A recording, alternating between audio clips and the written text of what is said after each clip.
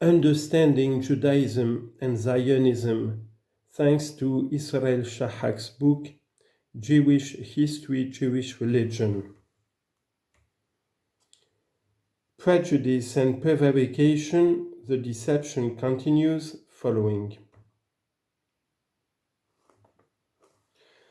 But we can derive from this analysis another, more general conclusion about the most effective and horrific means of compulsion to do evil, to cheat and to deceive, and while keeping one's hands quite clean of violence, to corrupt whole peoples and drive them to oppression and murder.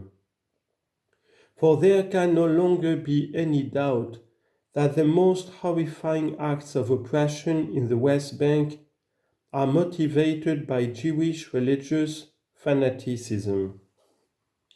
Most people seem to assume that the worst totalitarianism employs physical coercion and would refer to the imagery of Orwell's 1984 for a model illustrating such a regime. But it seems to me that this common view is greatly mistaken, and that the intuition of Isaac Asimov, in whose science fiction the worst oppression is always internalized, is the more true to the dangers of human nature. Unlike Stalin's tame scholars, the rabbis, and even more so, the scholars attacked here, and with them the whole mob of equally silent middle brows such as writers, journalists, public figures who lie and deceive more than them, are not facing the danger of death or concentration camp, but only social pressure. They lie out of patriotism because they believe that it is their duty to lie for what they conceive to be the Jewish interest.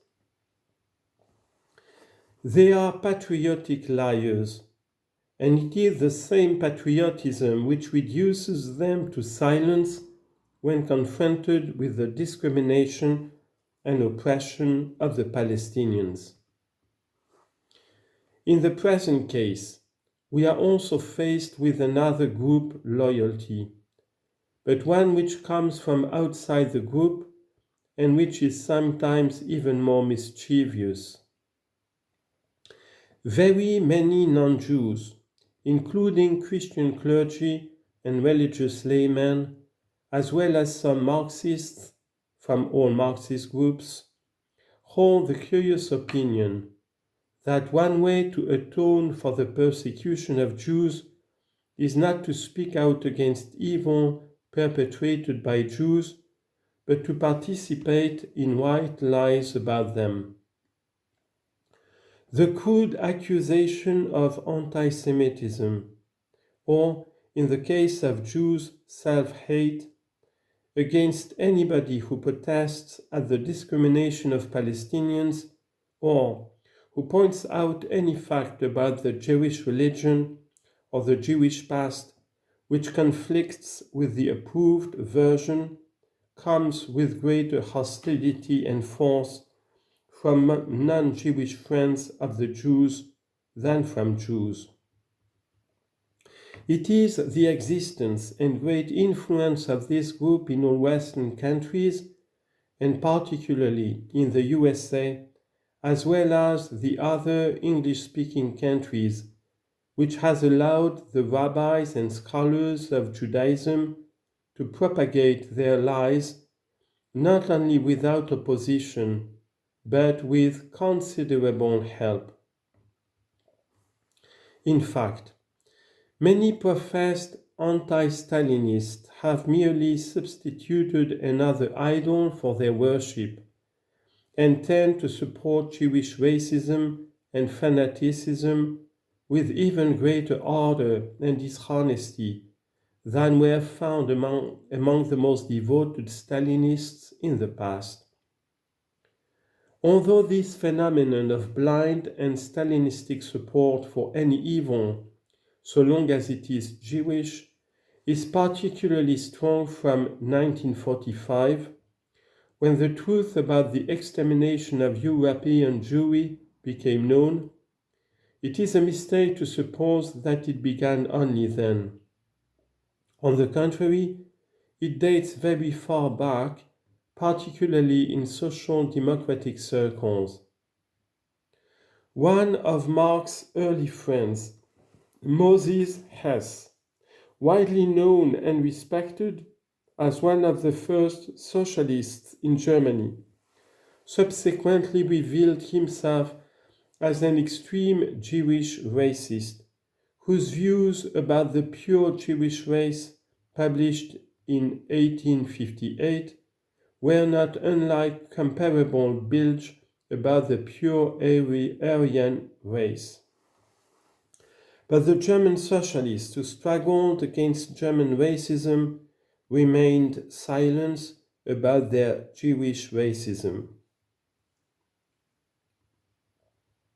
In 1944, during the actual struggle against Hitler, the British Labour Party approved a plan for the expulsion of Palestinians from Palestine, which was similar to Hitler's early plans up to about 1941 for the Jews. This plan was approved under the pressure of Jewish members of the party's leadership, many of whom have displayed a stronger kith and kin attitude to every Israeli policy than the conservative kith and kin supporters of Jan Smith ever did. But Stalinistic taboos on the left are stronger in Britain than on the right. And there is virtually no discussion even when the Labour Party supports Begin's government.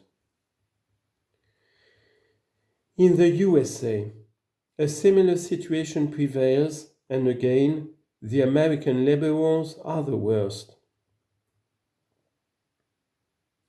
This is not the place to explore all the political consequences of this situation, but we must face reality.